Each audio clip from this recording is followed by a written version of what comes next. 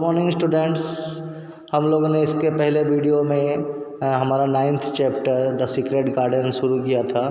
तो उसमें हमने जाना था कि छोटी सी लड़की जिसका नाम था मैरी लेनॉक्स, जिसके माता पिता का देहांत हो गया था, वो अपने अंकल के यहाँ उनके मैनर बोलते बड़े से बंगले जिसमें बहुत सारे गार्डन वगैरह थे, खेत वगैरह थे, वहाँ पर वो रहने के लिए आई थी।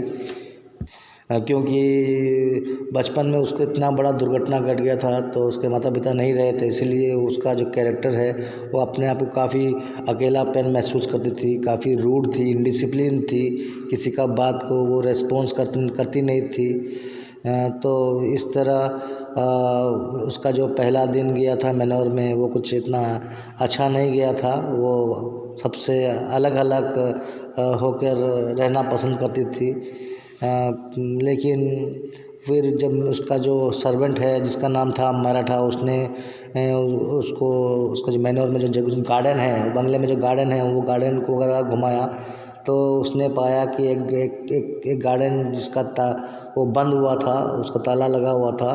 तो मराठा ने कहा था कि 10 साल से मिस्टर क्रैवन के जो वाइफ थे उनके डेथ के बाद ये गार्डन खुला नहीं है, मतलब 10 साल से वो गार्डन, वो सीक्रेट गार्डन जो था वो बंद था। तो काफ़ी तुम्हारी जो मैरी थी वो काफ़ी एक्साइटेड थी कि वो कैसे उस गार्डन के अंदर जाए। तो एक दिन उसको चाबी उस गार्डन का मिल जाता है और फिर वो उस गार्डन के अंदर घुसती है। लेकिन वो गार्डन का जो हालत था बहुत ही ख़राब था, क्योंकि 10 साल से कोई भी उस गार्डन में आया भी नहीं था और किसी ने कोई पानी भी उस पेड़ों को नहीं दिया था। तो पेड़ जो झाड़ वगैरह थे काफ़ी सूख गए थे और जो पेड़ थे, जो बड़े बड़े मोटे मोटे पेड़ थे, वो काफ़ी मोटे हो गए थे। तो तुम्हारा जो छोटी सी लड़की वो सोचती थी कि यही उसका नया दुनिया है जिस पे वो काफ़ी इंटरेस्ट लेने लगी थी और फिर वो गार्डन के आगे आगे बढ़ रही थी। देखते हैं उसके आगे पेज नंबर हम आज 87 से स्टार्ट करेंगे। तो पढ़ते हैं और जब देखते हैं कि आगे क्या क्या हुआ। There must be spring flowers. The garden is not dead, she thought. Mary was so happy to have found the garden that day. She ate more than she had ever eaten, to Maratha's surprise. तो इसके पहले जब वो garden में घूम रही थी उसने देखा कि ग्रीन पॉकिंग्स, मतलब छोटे छोटे घास के ऊपर छोटे छोटे फूल हुए थे। तो उसने सोचा कि ये ज़रूर स्प्रिंग के बाद ये छोटे छोटे फ्लावर खिले होंगे। तो उसने सोचा नहीं, ये गार्डन अभी तक पूरा डेड नहीं हुआ है, मतलब कि अभी तक उस गार्डन के जो पेड़ पौधे हैं उनमें जीवन है। तो ये थोड़ा सा उसके लिए खुशी का मौका था। तो उस दिन मैरी ने उस थोड़ा खाना ज़्यादा खाया। तो वो देख के थोड़ा सा जो उसकी जो सर्वेंट्स मराठा था वो थोड़ा सरप्राइज़ होगी कि आज मैरी का मूड थोड़ा अच्छा है। तो इस तरह after that wonderful day, Mary came to the garden every day and worked about pulling and cutting and cleaning every inch of it. तो फिर उसके बाद वो सुनहरा दिन जिस दिन मैरी उस गार्डन में पहले घुसी थी, उसके बाद वो हर दिन उस गार्डन में जाती और पुलिंग माने जो झाड़ वगैरह था उसको वो खींच कर साफ़ करती, कटिंग भी करती, जो बड़े बड़े झाड़ सूख गए थे, और उस एरिया को क्लीनिंग करके, मतलब साफ़ सुथरा करके उसको सुंदर बनाने का कोशिश करती।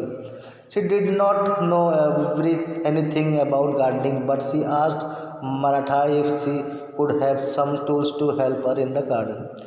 ऐसे तो छोटी सी लड़की को इतना कुछ गार्डनिंग के बारे में पता नहीं था, फिर भी वो थोड़ा बहुत एडवाइस मराठा से लेती और फिर वो उनसे पूछती कि कुछ गार्डन के टूल्स, औजार, जैसे कि आप लोगों का जो खुरपी वगैरह होता है या दूसरे टूल्स जो गार्डनिंग के काम में आते हैं, उनके बारे में वो उससे पूछती है कि कहाँ पर उसको ये प्राप्त होगा।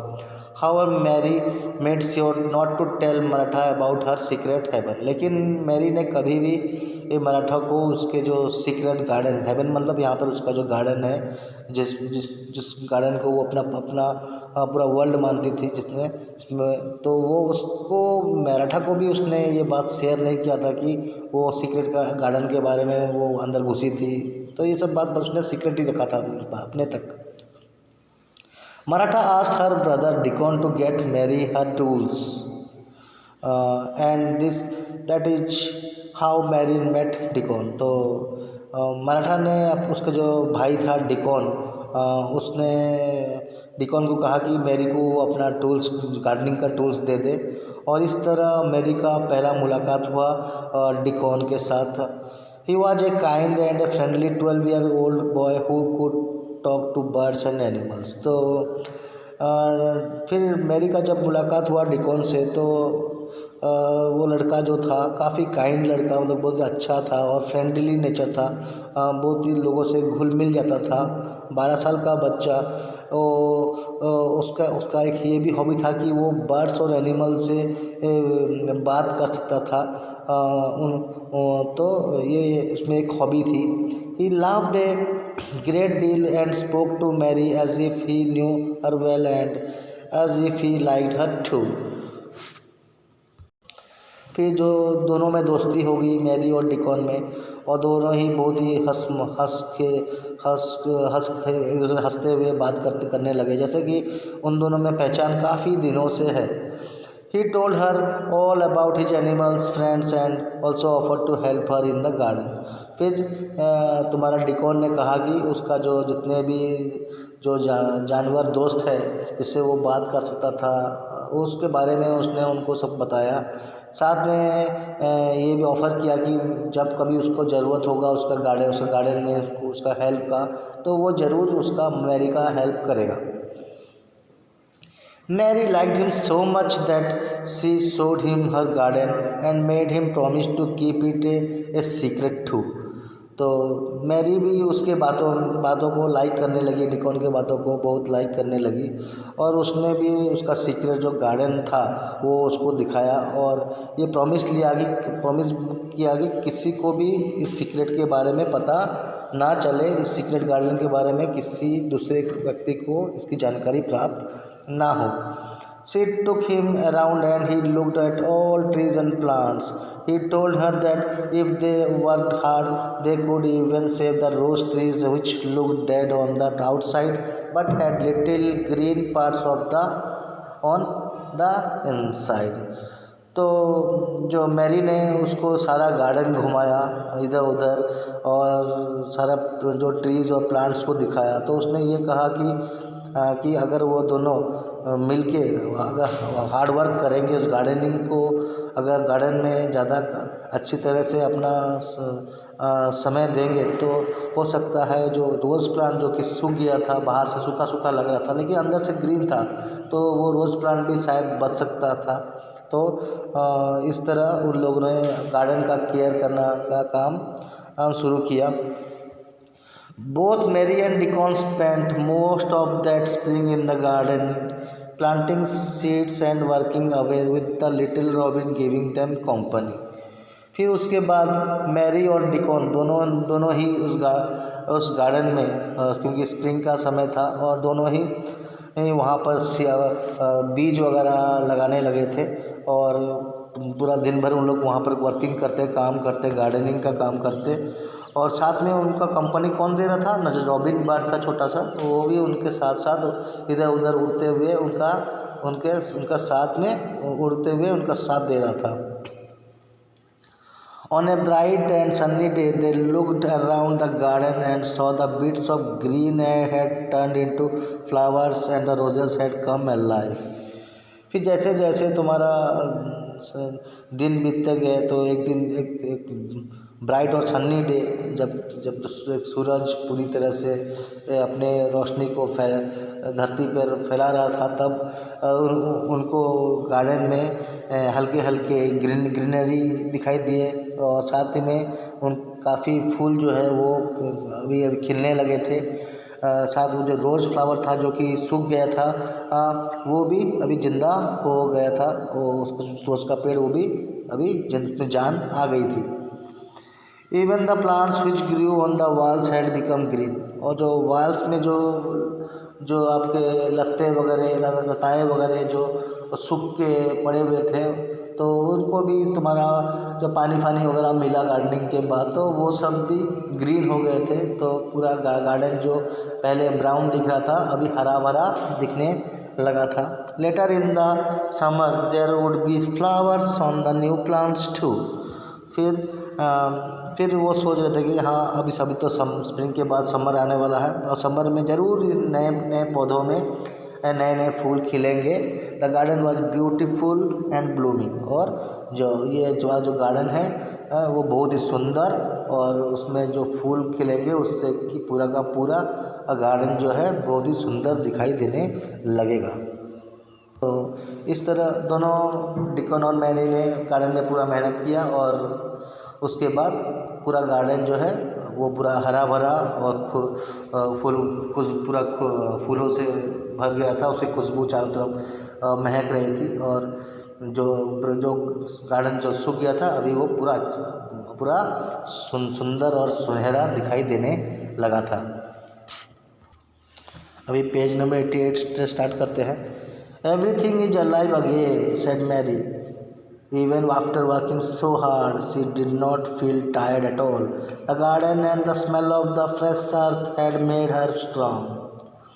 अब मैरी कहने लगी कि जो पहले जो गार्डन पूरा सूख के मर गया था, अभी सारे के सारे पेड़ पौधे जो हैं वो जीवित हो गए हैं। सब में जान आ गया है, सब तरफ फूल खिल रहे हैं और खुशबू भी चारों तरफ फैल रही है। Even after working so hard, और वो दिन भर वर्किंग करते हुए कि जो मेहनत करते हैं तो होता है कि टायर्डनेस, लेकिन यहाँ पर उसका जो एंथुसियाज्म था, ये एक टाइप का उसका गार्डनिंग हॉबी बन गया था, जो कि उसको उसमें नया जोश भर रहा था। इसी कारण उसको टायर्डनेस का थोड़ा भी फील नहीं हो रहा था। The garden had the smell of the fresh earth. और उस गार्डन से हमारे जो अर्थ का जब हम सूखे खेतों में या सूखे धरती पे पानी की बौछारें डालते हैं तो उसमें से एक खुशबू निकल के आती है। आपने देखा होगा कभी जब पहला बारिश गर्मियों में पहला बारिश जब धरती को छूता है तो धरती से जो खुशबू निकल कर आता है वो हमारे पूरे मस्तिष्क को पूरा मोहित कर देता है। हम लोग तो उसी प्रकार जो उस गार्डन का जो खुशबू वो काफ़ी मैरी को और डिकॉन को दोनों को ही फ्रेश कर रहा था, और दोनों ही वो काफ़ी वो नज़ारे, वो सुंदर नज़ारे में दोनों काफ़ी अपने आप को स्ट्रॉन्ग फील कर रहे थे। The little cross girl who had to come to live in her uncle's manor was a whole new person now. तो द लिटिल क्रॉस गर्ल मतलब कि जो झगड़ालू लड़की थी, जब नई वो अपने अंकल के बंगले में आई थी तो काफ़ी झगड़ालू थी, खुद बहुत अपने आप को अकेलापन महसूस करती थी, काफ़ी इनडिसिप्लिन थी। लेकिन अब वो इस गार्डन में वो जाने के बाद वहाँ के पेड़ पौधों से वो उनका केयर लेने के बाद उसमें एक नया जीवन आ गया था। लग रहा था कि अभी वो एक नया इंसान बदल गया है। वो इंसान जो पहले जो चिड़चिड़ा होता था, जो अकेलापन उसमें था, जो दुख उसमें था, शायद वो अब थोड़ा कम गया है। अभी वो काफ़ी थोड़ा बहुत फ्रेंडली हो गई है। Mary had become healthier and happier after spending most of her time in the garden. तो आजकल वो थोड़ा बहुत खुश रहती थी और काफ़ी हेल्दियर, मतलब थोड़ा मतलब कि उसका हेल्थ भी जो अच्छा हो गया था, क्योंकि अगर आदमी खुश रहेगा तो ऑटोमेटिकली उसका हेल्थ भी अच्छा रहेगा। अगर दुखी रहेगा तो उसका मन मेंटली फिजिकली सब कुछ उनका वीक रहता है। तो यहाँ पर क्योंकि उसका मन खुश था इसीलिए वो काफ़ी हेल्दी भी लग रही थी, और ज़्यादातर अपना समय वो उसी गार्डन में, अपने छोटे से सीक्रेट गार्डन में वो स्पेंड करती थी। She had also become fast friends with Dickon, Martha and Ben the gardener. तो उसका नए दोस्त कौन थे, और फास्ट फ्रेंड मतलब कि बहुत ही जिगरी दोस्त हो गए थे। कौन कौन? डिकन और मराठा, और जो गार्डनर था जिसका नाम था बेन, ये तीनों उससे काफ़ी जिगरी दोस्त बन गए थे। It seemed as if all the unkindness and sorrows of her past had disappeared because of the beauty, peace and serenity she had found in the garden. तो ऐसा लगता था जैसे कि जो उसका जो अनकाइंडनेस, पहले जो उसका जो बुरा व्यवहार था और जो उसका जो सरो जो दुख था, वो सारे के सारे अभी वो गायब हो गए, डिसअपीयर मैंने गायब हो गए थे। मतलब कि अब उसके जीवन में उनका कोई भी स्थान नहीं था वो अनकाइंडनेस और दुखों का। अभी अभी उसमें एक नया जीवन आ गया था। वो खुद उसका जो क्यों आ गया था, क्योंकि because of the beauty peace and sanity. Beauty मतलब वो जो जंगल में जो उसका जो सुंदरता और जो शांति, साथ में जो सैनिटी